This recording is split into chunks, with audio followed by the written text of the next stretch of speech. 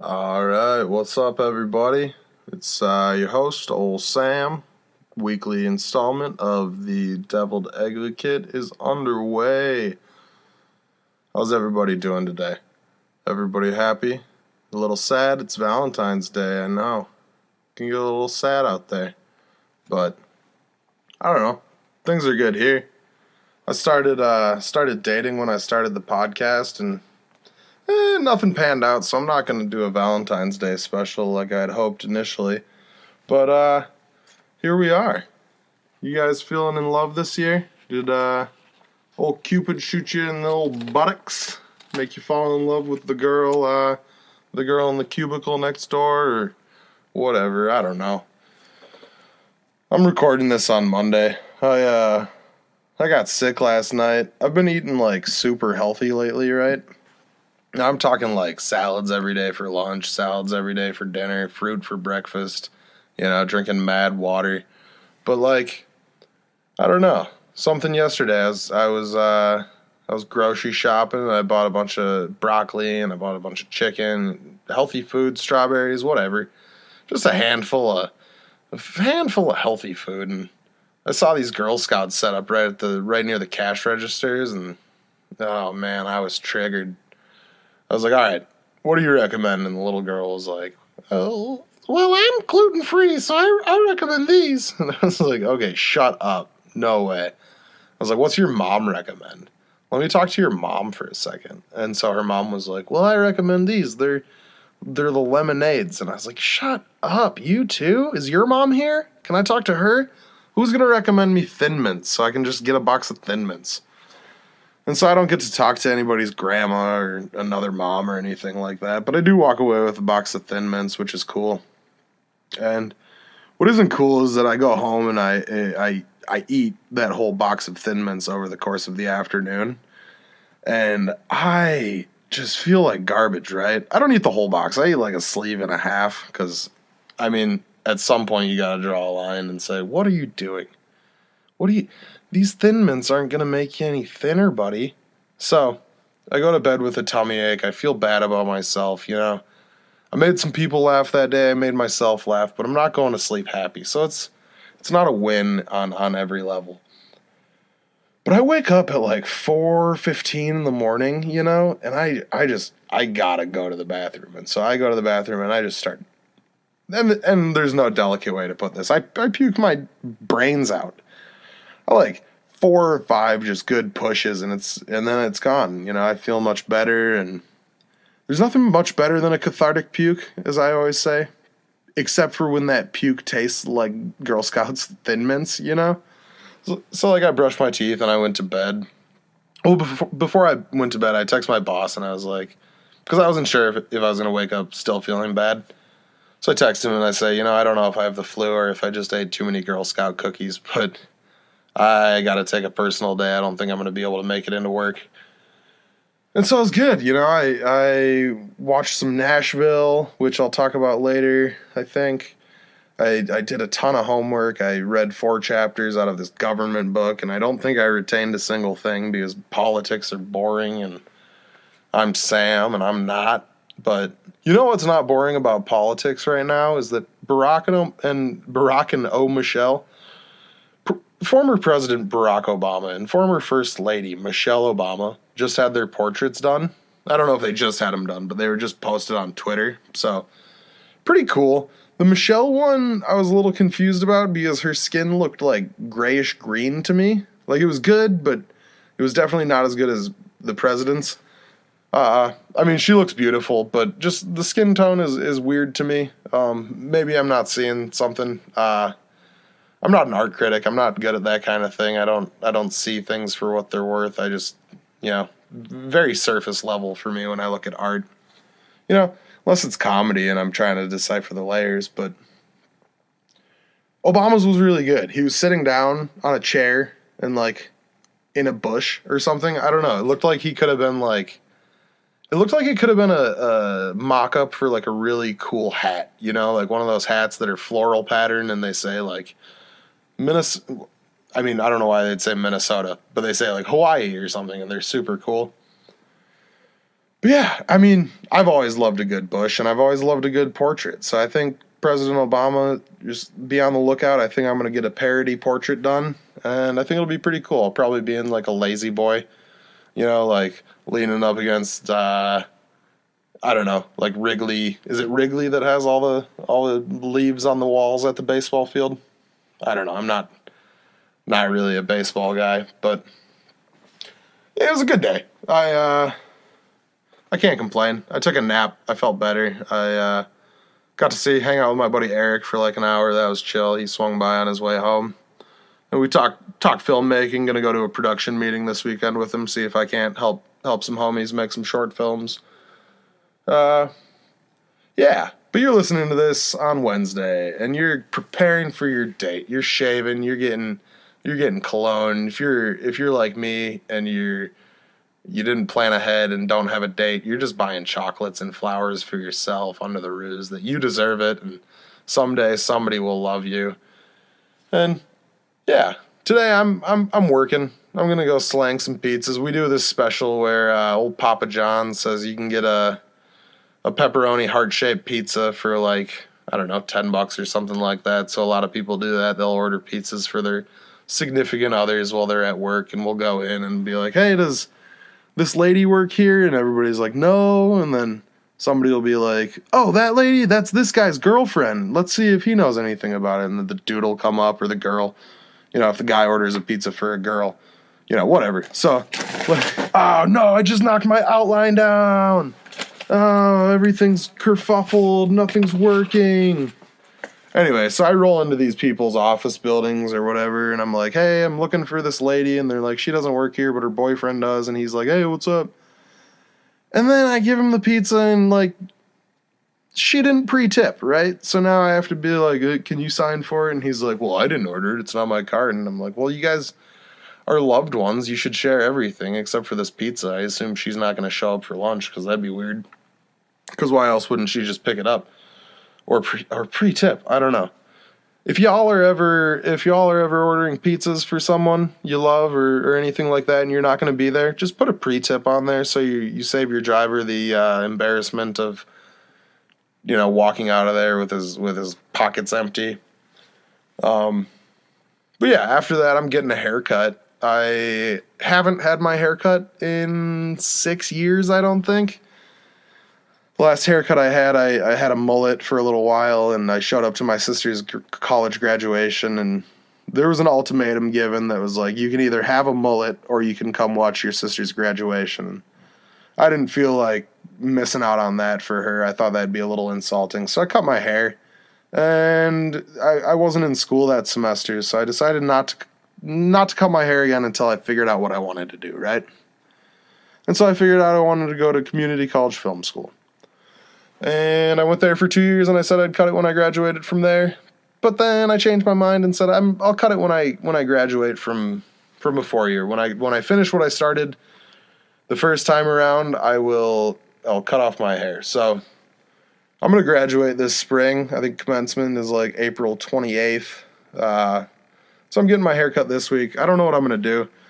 And you know what? The last time I got a haircut was like 6 years ago. The last time I was in like a salon or a barber shop, it must have been sophomore year of high school, like the first time I grew my hair out for Locks of Love.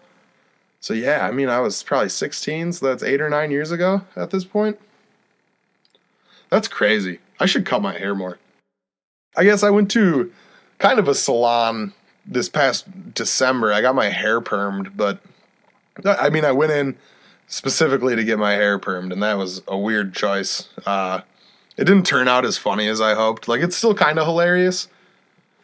I take that back. It's not very funny. I was hoping it would look like Jerry curls, or like it would be like a super tight like fro, but I guess my hair was too long, so it just turned out looking really pretty.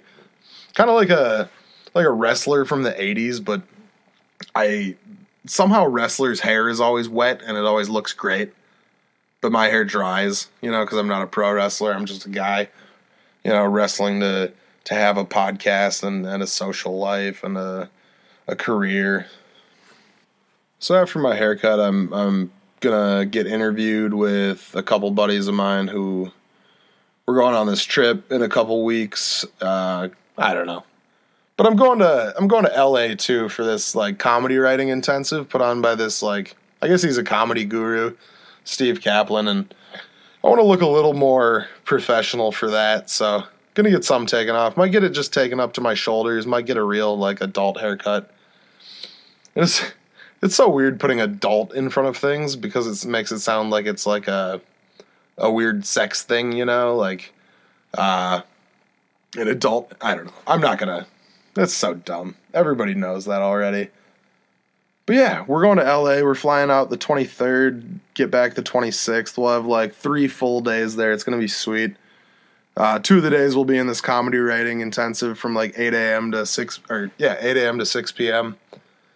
And like the school's paying for the whole thing. Me and these 3 dudes from class, well, 2 of them, I guess. We went into this like the budget committee and we're like, yo, we want to go to LA for a weekend to learn about comedy. And they're like, why can't you do that here? And we're like, because it's Minnesota. And like, you know, whatever. This is a non-traditional 4-year university. What are you guys going to teach us about comedy? And much to our chagrin, they gave us the money, you know? So we get to go out there, you know, they're paying for the hotels. They're paying for the seminar or the intensive, whatever, the registration fee. They're paying for a rental car. They're paying for food. We got that sweet per diem, baby. That SPDBB, you know? I don't know. But yeah, I'm excited. I'll do an episode the day I get back. I can't wait. I love LA, you know? Like, call me Randy Newman, because I love LA. I love LA. You guys know Randy Newman? You should. He's the greatest. He wrote all the music for Toy Story, if you've ever seen that flick. It was an alright flick. It gave me anxiety about my toys growing up, but whatever. Like, kids don't need to be scared of their toys walking around when they're asleep. I guess Toy Soldiers gave me more anxiety about that because that was like a PG-13 version of Toy Story. With like, I mean, there wasn't any Randy Newman, so it was already a subpar flick. But I don't know. They would like fight, and like some of the toys were evil, and I wasn't trying to have any evil toys, you know.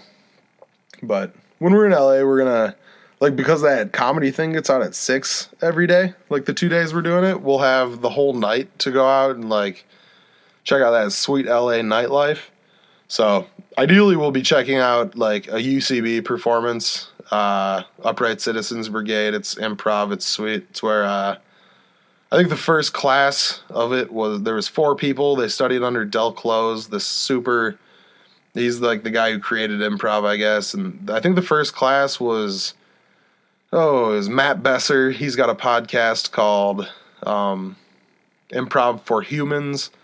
There's Matt Walsh, who I believe he's in the show Veep. He plays like one of Julia Louis-Dreyfus's assistants, and then the other 2, you know, Amy Poehler and Will Ferrell. They're I don't need to tell you what they've done. They've been all over the place.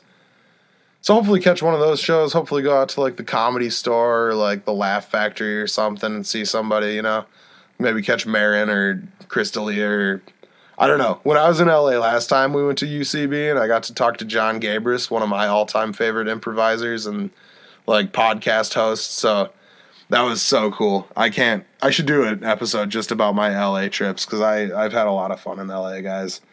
And I'll tell you all about this new trip when I get back. But this weekend, my folks were in town, right? And that's cool.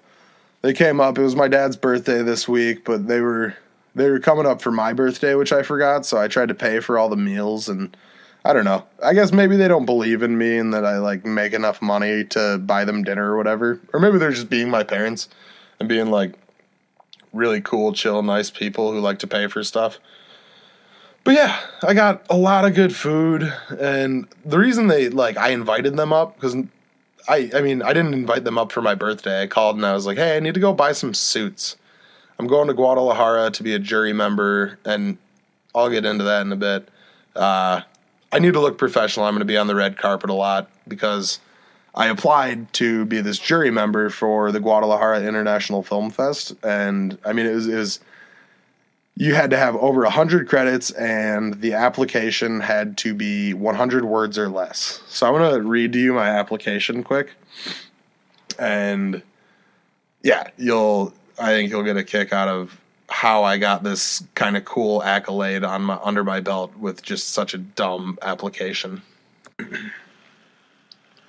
It would be an honor to attend the film festival as a representative for Metro State. Since I was a young boy, I've always thought I would do well in Mexico. Not to mention the importance of expanding our cultural horizons in this day and age under this administration. I do my best to make Metro State proud. P.S. I love tacos. Thanks for your consideration, Samuel Stiglmeyer. Not the best application. I don't know. I mean, I think it says who I am. It gives you a taste of who I am, what I'm about, but definitely not. I don't know. I'm sure somebody else deserved to go there more than I do, but my folks were in town and we went to this place called Destination XL. You know, it's a destination for big men to go look fly. And sure enough, I went in there and I tried on some suits and I bought some suits and stuff and jackets and pants, and I do look fly, but like this lady who kept sticking her hand in my pants and like in my shirt, and my dad was there and my mom was there and they were just watching, and I was like, guys, come on, stop, get out of here, but stay, because I need your help. Tell me if it looks okay and I don't look like a doofus. So it's cool, you know, like I got a lot of food that I wouldn't have normally gotten. I got some clothes that I would have normally like not gotten if they weren't there. I got a heaping pile of crippling self-doubt that I wouldn't have gotten if my parents weren't in town. It was chill. It was fun to see them. Normally when they come, like it's hard for me to figure out things to do with them because, I don't know, like I like to watch TV and I like to go to concerts and I like to, it's not what they like to do. So we went to a museum, and I honestly don't know if they enjoyed it. I had a decent enough time, but it's not like any of us are art critics, you know? Like, we're all from South Dakota. My dad's a football coach. My mom is a beautiful human being, you know, housewife, whatever. I don't know. She worked for a while. Now she just hangs out at the house, and she stamps cards, I guess. Shout out to my mom's hobby for being a business now, Possibility Paper Company.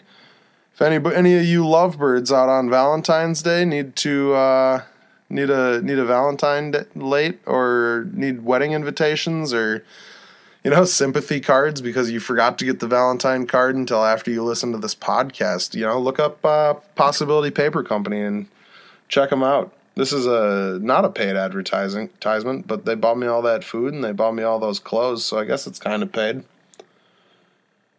But yeah, I don't know, when we were at the museum looking at those paintings and stuff, and they're all from like hundreds of years ago, thousands maybe even, and it just got me thinking, like, all of these people are dead.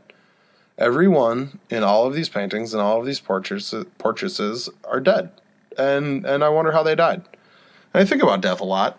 I think a lot of people do. I think about it being funny more than most people do, which is maybe a problem, but as far as having a therapist and working that out, you guys are the best that I've got. So let me know if it's weird, but I started thinking about my death and my own mortality and how, like, when I go, like, I want to prank people and I want to make people laugh with my death. So I don't know. I have this issue with, like, obituaries, you know, because they're always like 8 paragraphs long, but they don't say anything. Like, none of them are like, yeah, he died tragically of a drug overdose at 13. Or, like, he was run over by a cab on his way to his Uber. You know, like, it never gives the specifics on the death. It tells you who they're survived by and who they were preceded by. And I don't like that. I think it's dumb. I'm going to write, like, an ad-lib type obituary for when I go. And I haven't started it yet, but, like, it's definitely going to start out with, like, Samuel died in a blaze of glory. No matter how I go, I think I want it to be something along the lines of a blaze of glory. And yeah, I mean, I want it to say, like, in detail, like, how I died. Not, like, gruesome detail if it's a gruesome death, but, like, While in college, Samuel Stiglmeyer worked as a pizza delivery expert, a hot, tasty pie transportation professional. I don't know. So like maybe I'm driving home from work and I'm following all the laws of the road because I'm not at work, so I don't have to drive like a lunatic, right?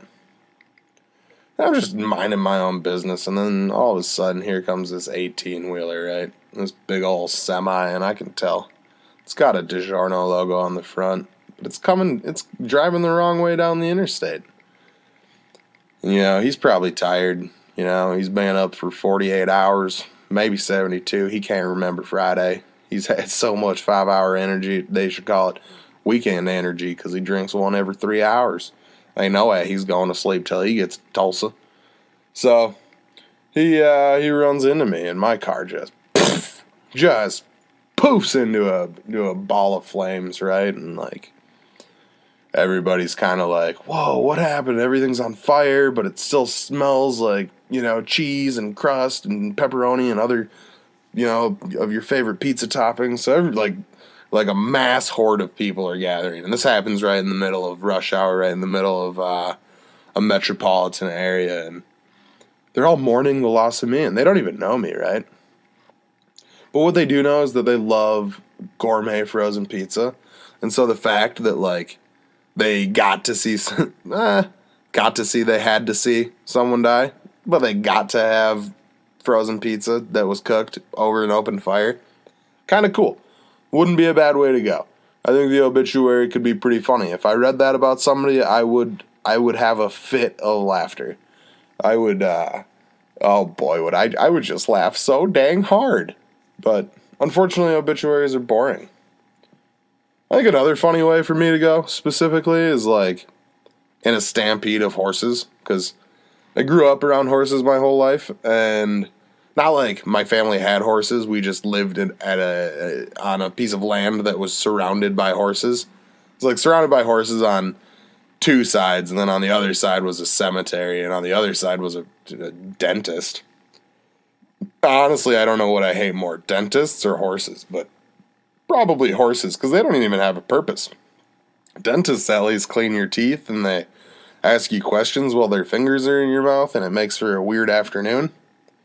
Yeah, like, what was he doing inside the pasture? I don't know, man. Sam hated horses. I think he was doing what he did every weekend. He went down to the pasture to just yell at them and cuss them out and make sure that they knew that their lives were meaningless. Yeah, but he didn't even like pastures. He didn't even like grass. No, he hated all that stuff because it was involved in horses. But yeah, I think he got a little too mean, and the horses didn't like it, so they started stampeding. It was like a stampede, they trampled me, they clomped all over me, and I don't know. Like there was one time that I pretended to like horses, and that was senior year of high school, and we were like, first day of the class, we were like, "Ooh, this is our name, and this is something interesting about ourselves." So I said that I really liked horses because I was sitting next to like this super pretty girl who, like her grandparents were the ones who owned all the horses around my house, and her family had horses, and she just loved horses. So I thought it'd be funny to say that. One of my buddies did this thing that we would do throughout like we did forever, and it was when somebody did a bad joke, you'd be like, duh, like really mean and loud. And so he did that, and I acted like I was offended, and he got sent to the principal's office for the rest of the first day of class, which was kind of funny. I think I'm remembering that right. I'm pretty sure he got sent to the office. Maybe he just had to take a little time out in the hallway. But yeah, I think that'd be a funny way to go. I think if I was surfing, if I died surfing, people wouldn't even be mad. They'd be like, "Wow, good for him. He did it." He always talked about how much he loved surf culture. He always talked about how much he loved surf culture. He always talked about McConaughey, and like never pretended to dislike McConaughey, which is, we envy him for, because a lot of people used to hate McConaughey for no reason. other than they were just sheer jealousy because he was putting out all those killer rom-coms, as we divined them last week. But yeah, like, why was I surfing? I'm not a strong swimmer, maybe I thought the board would it floats, it should keep me floating. But I get pulled away from it, and I get sucked into the riptide, and I don't know, I rip die, and people are sad, but they're also happy that I was hanging loose so hard. And like at my funeral, everybody's wearing Hawaiian shirts and cargo shorts and Birkenstocks, and they're all like, shaking the shaka, which I think is bad etiquette in surf culture to like shake the hang loose thing. Maybe it's not. Maybe I've got that backwards. But either way, I think anytime you die and you like run out of oxygen, it's got to be pretty crazy. Like your mind starts to like drift, but you're still alive, and so I don't know. It's, again, dying is the only thing a human can do once, so I'm absolutely fascinated with it. I think the best way for me to go right now, though, is like maybe I pick a fight with another Girl Scout, right? And she still sells me the Thin Mints, but I get home and I enjoy those Thin Mints, and like, Samuel Stiegelmeier did not go out in a blaze of glory. In fact, it was very, very sad. He started puking while eating Girl Scout cookies. He had an entire case, and the initial autopsy report thought that maybe he died because he literally puked his brains out. But upon further investigation, no one pukes their brains out from Girl Scout cookies alone, even if it is 3,000 cookies. There was some poison in one of the boxes, and it looks as if this was a targeted hit on Samuel Stiegelmeier by the Girl Scouts of America. Just because I didn't want a gluten-free cookie? Just because I didn't want a stupid lemonade cookie? Get out of here. You're going to hire a hit? You're going to have the Girl Scouts do it? That's brilliant. No one's ever going to figure it out. It's impossible to find a good hitman these days, you guys. I don't know if I've mentioned it on the previous pod, but like, I've researched. Craigslist for hitmen is not, it doesn't work. I need a John Wick scenario hotel. I can't find what I'm looking for on Craigslist. It just ends up with me being arrested for attempted murder, even if it's on myself, whatever. But I don't know. This is the longest one of these I've done. Pushing 28 minutes, not bad. Probably not great. I've been pretty scatterbrained. You guys know that. I'm sick. I'm always scatterbrained anyway, but if you're digging the pod, and I know a couple of you are, you've reached out to me and you've told me you enjoy it, and whew, I love that. That makes me so happy because I do love doing this. But if you hate it and you're still listening and you hate it, like, I don't know why you're listening, but tell me what you hate. Roast me. I don't care. If you guys share this and you post a roast, I'll read it. I don't know. I think that might be a ripoff of some of my other favorite pods, but who cares? Just trying to get the ratings up, trying to get as many listeners as possible. Maybe you do a roast, maybe you do maybe it's compliments, maybe it's a review. Maybe you pick apart every terrible joke I told and tell them better, I don't know, but I just wanted to say that I appreciate you, and you can hit me up on Twitter, salsa_Dave. That's salsa as in the Mexican chip dip, Dave as in Matthew's band. I've got a Twitter for the podcast. It's D as in deviled, E as in advocate, pod as in the first half of podcast, Sam as in the first half of my full name, Samuel. So it's DEPOD Sam. It's I don't post a lot on there, just notifications when I'm recording, when I'm posting, that kind of stuff. But yeah, I can't wait to record next week, and yeah, talk to you guys later.